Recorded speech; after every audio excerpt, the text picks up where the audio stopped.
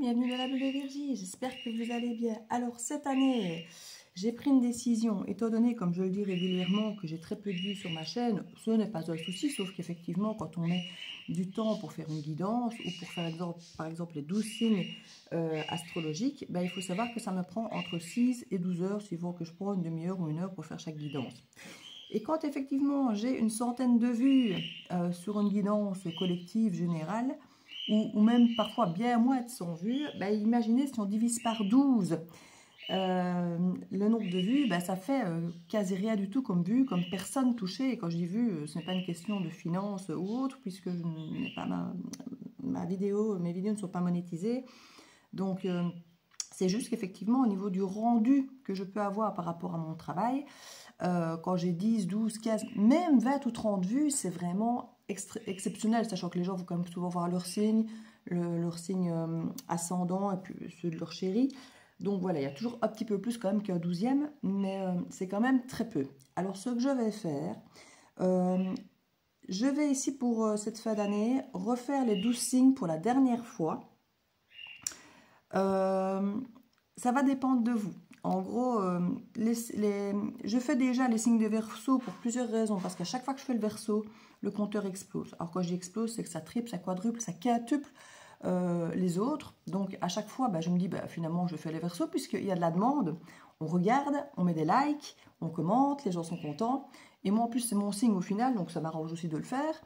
Mais pas que. Donc voilà, ici, je vais commencer par faire le Verseau, puisque je sais que le Verseau, il est toujours bien accueilli.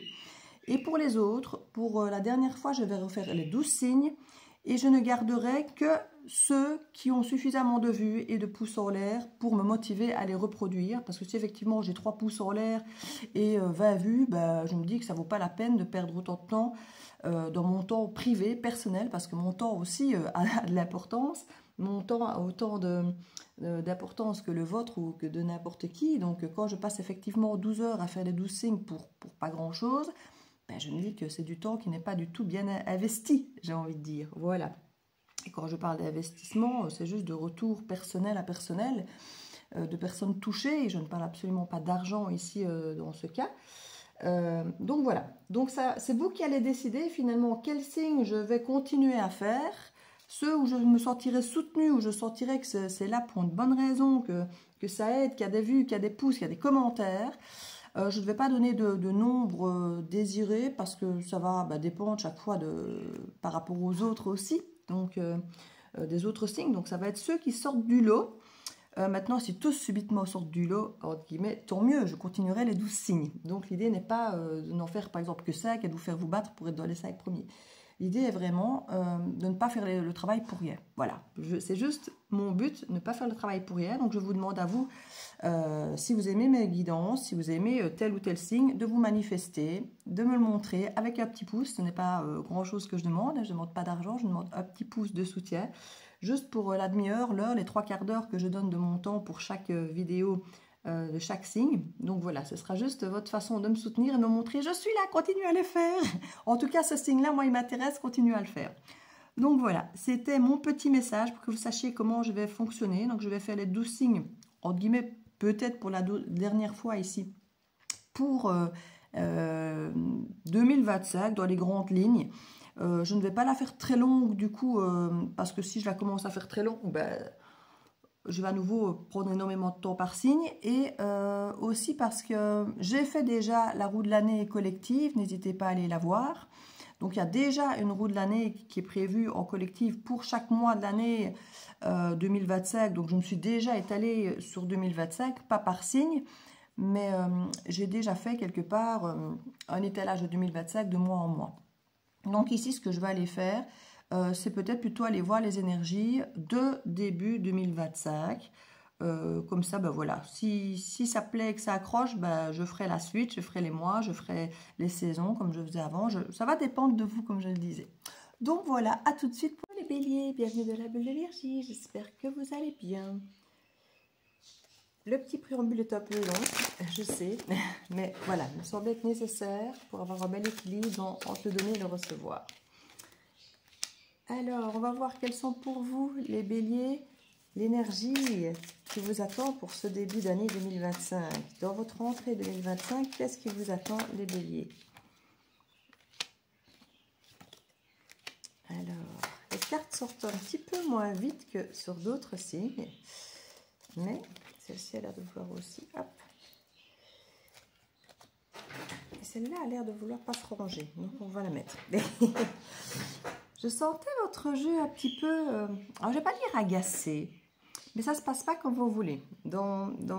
C'est pas les cartes qui me disent là, c'est la façon dont les cartes se sont tirées.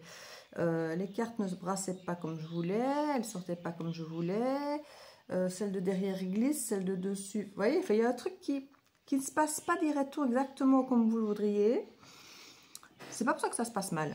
C'est juste peut-être par rapport à la projection que vous étiez faite de la situation. Il y a quelque chose un petit peu qui a l'air de se passer différemment. Et c'est peut-être une belle surprise, en fait, justement. On commence avec l'impératrice qui nous parle quand même d'une petite nana très à l'aise ici. Hein. On nous parle de beaux projets, peut-être des bébés, si vous êtes en âge de la conception. En tout cas, on est sur des énergies particulièrement féminines ici. Entre l'impératrice et l'énergie de la femme, on est vraiment sur une écoute très intuitive, sur l'idée d'écouter son émotionnel, sur l'idée d'être créative, de créer ce qui est bon pour vous, ce qui résonne avec vous, avec ce que votre intuition vous dit. Vous pourriez avoir effectivement des retrouvailles avec certaines personnes ou simplement, comment vais-je dire, ouais, ça peut être des moments entre amis, ou des retrouvailles affectives, mais c'est pas comme ça que je les ressens. Quoique c'est possible aussi. Mais je les ressens plutôt en retrouvailles bienveillantes, amicales, amitieuses, entre femmes. Parce qu'on a vraiment énormément d'énergie féminine. Comme si c'était une façon de dire, allez, on va arrêter de se tirer les pattes, de se tirer dans les pattes entre femmes, on va plutôt se serrer les coudes. Peut-être de l'intergénérationnel, peut-être de la famille, les cousines, les sœurs, voilà. Plutôt d'énergie des personnes qui ont le même âge que vous, hein, donc plus ou moins, en tout cas de la même génération, même s'il y a 10 ans d'écart, des gens qui ne sont pas votre père ou vos enfants, voilà. On a un as de bâton, quelque chose, un début très passionnant, passionné, avec une reine de coupe. Il y a peut-être quand même anguille sous roche par rapport à un amour éventuel, peut-être que vous avez envie de partager avec les copines, un projet qui vous tient à cœur, ça peut être sur le plan relationnel ou amoureux, peu importe. Il y a quelque chose qui vous tient à cœur, aussi bien vraiment sentimentalement, émotionnellement parlant avec la reine de coupe, qui sait s'aimer et aimer les autres. Donc l'un ne va pas sans l'autre, on ne peut pas être totalement dévoué aux autres si on ne s'aime pas un minimum. Il faut toujours que notre cruche soit pleine pour pouvoir remplir la coupe des autres. Ça, c'est le principe. Et ici, j'ai l'impression qu'on va se préoccuper de sa propre coupe et de distribuer aux coupes à côté aussi. Aux personnes qu'on sait, qui nous connaissent, potentiellement au moins 2 autres personnes que vous, peut-être même 3 en plus de vous. Il y a peut-être une mère aussi malgré tout, hein, je parlais tout à l'heure d'intergénérationnel, mais qui était surtout de votre âge. On peut avoir un rapport mère-fille aussi ici, qui se retrouve, qui est festif, c'est tout à fait possible. Un nouveau départ, parce qu'on a quand même des cartes de mère bienveillantes qui ressortent quand même assez bien. Donc on peut avoir une maman par rapport à des enfants, mais je ne vois pas les enfants jeunes petits, donc ce serait plutôt votre maman à vous, plutôt qu'effectivement vous et vos enfants par exemple. On a potentiellement encore une carte ici, alors qui peut nous montrer un petit peu anguille sous roche et pas forcément avec les autres cartes. Encore une carte de grande féminité, de grande intuition. On est sur une énergie, même si vous êtes un homme qui me regardez, extrêmement féminine. Extrêmement, d'ailleurs je n'ai pas un seul homme qui est représenté sur mes cartes, alors que j'ai des cartes dans mon tarot oracle représentées par des hommes. Et ici, il n'y a pas un seul homme qui ressort. Je n'ai que des énergies féminines qui s'écoutent, qui sont créatives, très créatives. Avec l'impératrice et l'as de bâton, on est très créatif dans tout ce qui nous fait vibrer, dans tout ce qui nous passionne, dans la rencontre avec les gens, mais avec les gens qu'on aime, pas des gens parce qu'on n'a pas le choix. Il y a quelque chose de très vibrant, de très bienveillant, de très émotionnel, émotif. Et oui, avec la carte de la lune, on pourrait se dire qu'il y a peut-être anguille sous roche, qu'il y a peut-être quelque chose de pas totalement dit, de pas totalement exprimé, peut-être de pas totalement clair encore en vous. mais je crois que c'est en devenir, très très clairement. Avec le début ici de l'as de bâton, j'ai l'impression que c'est peut-être même quelque chose que vous vous cachiez qui se révèle enfin. Ce n'est pas impossible du tout. Peut-être une intuition cachée, quoique je n'ai pas la grande prêtresse, qui aurait quand même été assez importante à ce niveau-là, si ça avait été question d'un nouveau don ou quelque chose comme ça, mais pourquoi pas. Ici, avec la connexion et l'étoile, on est sur une belle guérison, une belle connexion avec soi, avec l'univers, avec les autres, pourquoi pas Internet, beaucoup de communication, de guérison, de protection, la protection, et aller vers quelque chose qui est vraiment très lumineux pour nous. On a une connaissance, j'ai l'impression ici, de soi, de notre émotivité, de ce qui nous convient, de ce qui ne nous convient pas. Alors le bélier a ce côté qu'on dit toujours égoïste, qui se fait passer avant en priorité, et c'est très bien. Moi en plus je me sens très concernée parce que j'ai un nœud de naissance bélier-balance, où j'ai toujours eu, avec la balance qui est mon ascendant, beaucoup de difficultés à trouver le bon équilibre entre moi et les autres. Et j'ai souvent fait passer les autres avant moi, au point de m'oublier. Ici on dirait que ça me parle. Ça me parle parce que c'est vrai que j'ai ma Vénus en balance.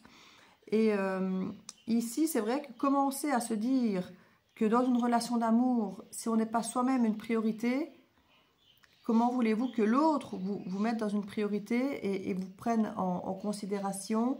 Et en fait, si ce que vous avez besoin, c'est d'être une priorité, si vous n'êtes pas vous-même votre propre priorité, comment voulez-vous que l'autre vous mette parmi ses priorités? Donc, il y a quelque chose de cet ordre. Et j'ai l'impression qu'ici, on réapprend à être sa priorité, à écouter ses besoins, à faire ce dont on a besoin soi, à voir les gens qu'on a envie de voir, à créer de nouvelles activités qui nous épanouissent, qui nous font plaisir, qui nous font du bien. Même peut-être découvrir quelque chose qu'on avait peut-être oublié, qu'on avait gardé au fond de soi. Peut-être qu'on se dit non, c'est pas pour moi, j'ai pas le temps, c'est trop égoïste, je devrais peut-être... Non, quelque chose qui réémerge, on va peut-être le faire quand même finalement. Un amour passé, je ne sais pas, j'ai toujours aimé peindre, aimé écrire, on va peut-être le faire parce qu'il y a beaucoup de créatifs qui reviennent. Et avec l'impératrice, on a vraiment un projet qui met du temps à émerger, que ce soit un bébé ou un projet plus professionnel ou plus personnel. On a quelque chose ici qui résonne dans la productivité, dans la créativité. C'est vraiment... Et l'interaction avec les autres, peut-être peut mettre ça en avant, peut-être en discutant avec des gens, dire, ah ben oui, moi ça m'intéresserait si tu ferais ça. Et dire, ah ben, tiens, pourquoi pas, c'est une demande, je le ferais peut-être bien. Et se dire que finalement, quelque chose qu'on a peut-être oublié, reviendrait peut-être à l'ordre du jour en se disant, ben oui, pourquoi pas, j'ai toujours mis ça de côté en me disant que c'était pas pour moi, que c'était trop chic, trop tchac. Ben là, finalement, je sens bien que ça me plairait de le faire, je vais le faire. Et c'est extrêmement lumineux pour vous. Et on vous dit que vous êtes protégé par rapport à ça avec l'étoile et la connexion. Et on a encore beaucoup d'eau ici en cancer. Et ça peut effectivement mettre des choses en déconstruction, mais c'est pour un meilleur. Hein. Donc il y aura peut-être des choses à déconstruire pour laisser place à cette chose que vous voulez faire. Ne serait-ce qu'en matière de temps. Hein. Peut-être que vous avez besoin de temps pour faire votre projet. Du coup, vous allez peut-être devoir délaisser certaines choses qui finalement ne vous intéressaient pas plus que ça, qui n'étaient pas vraiment porteurs, pour pouvoir laisser place à ce nouveau projet qui est vachement plus valorisant, bienveillant à votre égard. Donc franchement, amis bélier, magnifique tirage pour vous. N'hésitez pas si vous voulez voir la roue de l'année 2025 collective que j'ai faite. Elle est dans les playlists, dans la playlist des guidances de tirage 2025. Il n'y a pas encore beaucoup de tirages dedans, donc vous pourrez facilement le retrouver. J'ai fait aussi des petits conseils signe par signe pour 2025. N'hésitez pas à aller voir le vôtre aussi. Ou sinon, si vous voulez quelque chose de plus personnalisé, une guidance générale ou une roue de l'année, n'hésitez pas à me contacter. Je me ferai plaisir de faire la vôtre, de faire votre lecture. Et vous avez toutes les informations en barre d'infos pour me contacter, le mail ou via Messenger. Je vous fais plein de bisous et je vous souhaite de joyeuses fêtes. Ciao, ciao!